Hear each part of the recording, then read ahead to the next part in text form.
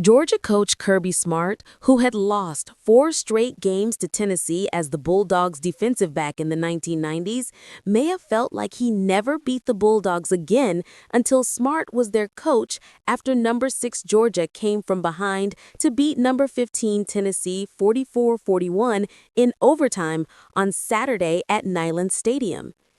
After Georgia overcame a 14-point deficit and converted the tying touchdown and 2-point conversion with about 2.5 minutes left, running back Josh McCray scored on a 1-yard run in overtime to give the Bulldogs 3-0-1-0 SEC their 9th straight win over Tennessee and their 5th straight on the road.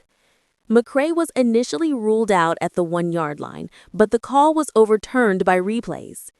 "As the player, I've lost here too many times," Smart said. "It's still etched in my mind. I have a lot of memories of playing here, good and bad.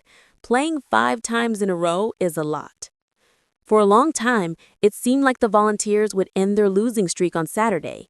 Tennessee kicker Max Gilbert missed a 43-yard field goal just 3 seconds left that would have won the game. The Volunteers got the ball first in overtime and went ahead just 1 yard on 3 plays. Gilbert made a 42-yard field goal to put his team ahead 41-38. Unfortunately, he didn't make a field goal earlier, but he held his head high, Tennessee coach Josh Heupel said. "That's the life of a kicker, you know what I mean? I like the way he reacted. He's going to grow, and we have a lot of confidence in him. Unfortunately, he didn't make that field goal." On Georgia's first play of overtime, tailback Nat Frazier ran 21 yards to the UT4.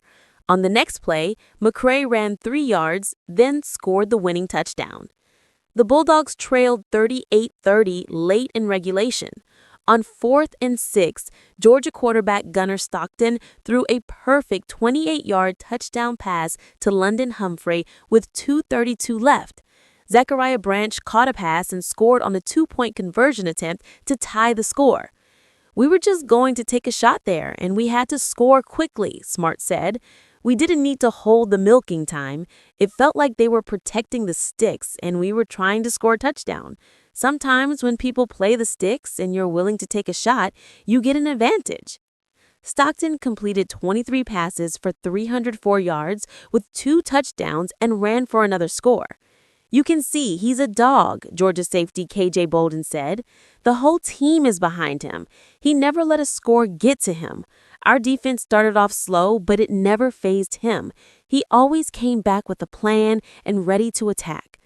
The Bulldogs suffered a lot of early blows, especially on defense. The Volunteers drove down the field on their first possession, and quarterback Joey Aguilar scored on a 4-yard run. He threw to Chris Brazel III for 72 yards and a 14-yard touchdown to give them a 21-7 lead late in the first quarter. "We came here talking about winning this place, which is not easy to do," Smart said. "When you do something like that, you have to make your own way. You have to take the hit. I don't think we had any idea how much hit we were going to take, but we did, and we have a resilient team." The Georgia defense came back from there, holding the Vols to 5 straight possessions, including 2 interceptions. The Bulldogs scored 20 straight points to take a 27-21 lead late in the third quarter. But then the Georgia defense gave up another long touchdown, Aguilar finding Brazel for the 3rd time on a 56-yard pass to put the Vols ahead 28-27. Peyton Woodring's 24-yard field goal put the Bulldogs ahead 30-28 before the Volunteers scored 10 straight points to lead by 8 points late in the fourth quarter, setting up Stockton's heroism. Aguilar completed 24 passes for 304 yards with 2 touchdowns and 2 interceptions. Brazel had 6 receptions for 177 yards. "Losing never feels good. It tastes good. You don't expect it in this locker room just to make someone play hard," Heupel said.